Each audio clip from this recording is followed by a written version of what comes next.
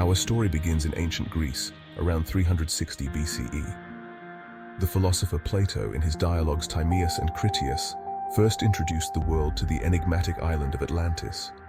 He described a mighty and advanced civilization, a naval power unmatched in its time.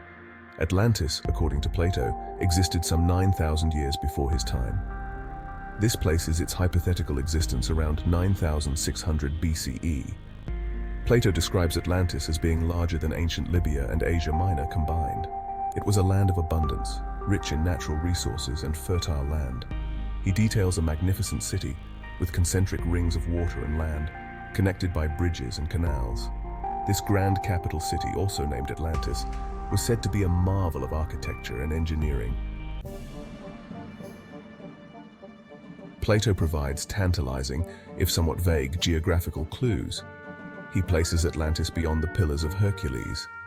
This phrase is generally interpreted as referring to the Strait of Gibraltar, the gateway between the Mediterranean Sea and the Atlantic Ocean.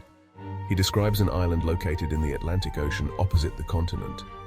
This description has led to speculation that Atlantis may have been situated in the vicinity of the Azores, the Canary Islands, or even further afield.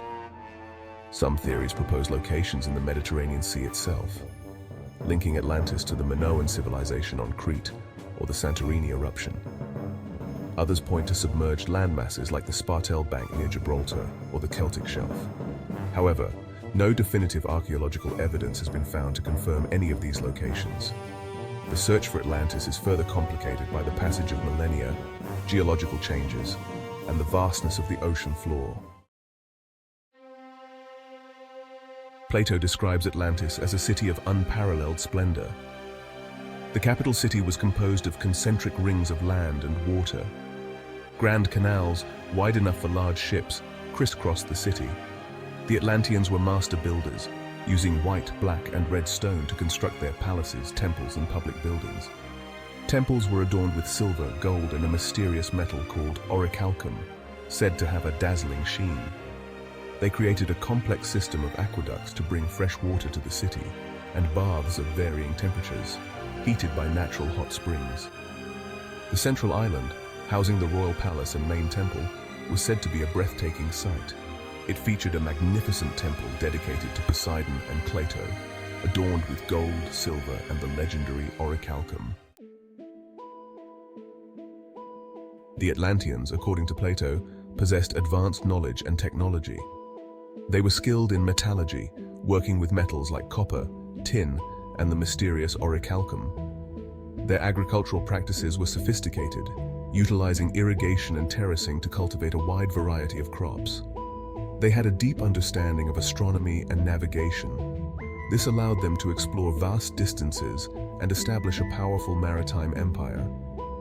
Plato describes a thriving society supported by innovative engineering. Their shipbuilding expertise was renowned, enabling them to dominate the seas.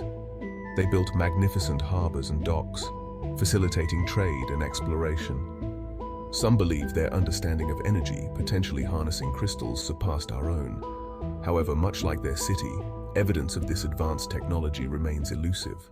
Atlantis's origins are steeped in Greek mythology. According to Plato, the god Poseidon fell in love with a mortal woman named Cleito. He created the island of Atlantis as a sanctuary for her. Cleito gave birth to 5 sets of twins, the firstborn being Atlas. These 10 sons became the rulers of Atlantis, each governing a specific portion of the island kingdom. Atlas, the eldest, inherited the largest and most powerful kingdom.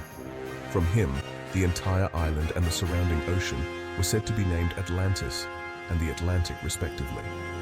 This divine lineage, according to Plato, endowed the Atlantean kings with strength, wisdom, and a sense of justice.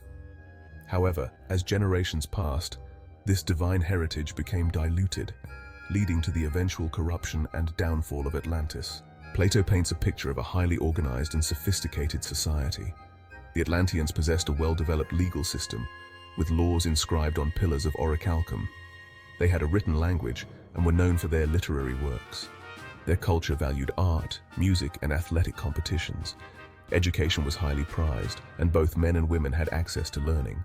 They had a strong moral code, emphasizing virtues like honesty, compassion, and self-control. Their society was based on a strict caste system, with each class having specific roles and responsibilities. This structured society fostered order and efficiency, contributing to their success and longevity.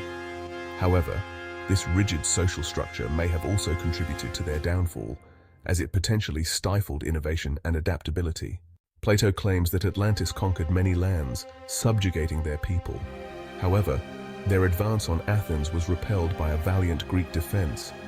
Their military prowess stemmed from their advanced technology, superior shipbuilding, and strategic brilliance. Their armies were well-equipped and highly disciplined. They established military outposts throughout their empire to maintain control and extract tribute from conquered lands. According to Plato, the end of Atlantis was swift and catastrophic. He describes a series of earthquakes and floods that caused the island to sink beneath the waves in a single day and night. This cataclysmic event wiped out the entire Atlantean civilization, leaving no survivors. The exact cause of this disaster remains a subject of intense debate. Some speculate a volcanic eruption, tsunami, or even a comet impact could be responsible. Others believe it was a gradual submergence due to rising sea levels or geological instability. Plato himself attributes the destruction to divine punishment. He claims that the Atlanteans, corrupted by their power and wealth, became arrogant and greedy, incurring the wrath of the gods. The legend of Atlantis has captivated explorers, archaeologists, and scientists for centuries. Numerous expeditions have been launched to locate the lost city, but none have yielded conclusive evidence. Some intriguing discoveries, however, have fueled speculation and kept the legend alive. One notable example is the Bimini Road, a submerged rock formation near the Bahamas that some believe could be part of an ancient harbor. Another intriguing find is the underwater city off the coast of Cuba. Discovered using sonar technology, this site features massive stone structures and geometric formations that resemble a city grid. While some researchers remain skeptical, others believe it could be evidence of a lost civilization. The story of Atlantis has had a profound impact on human imagination. It has inspired countless works of literature, art, music, film, and television. From Jules Verne's 20,000 Leagues Under the Sea to the Disney animated film Atlantis, The Lost Empire, The Lost City has captured the popular imagination for generations. Did this advanced civilization truly exist? Or was it a product of Plato's imagination? Wait, there's a breaking news. Marine archaeologists have detected a massive, geometrically perfect structure on the Atlantic Ocean floor, resembling Plato's description of Atlantis. A deep-sea expedition is underway. Could this be the legendary lost city, or just another clue? Stay tuned.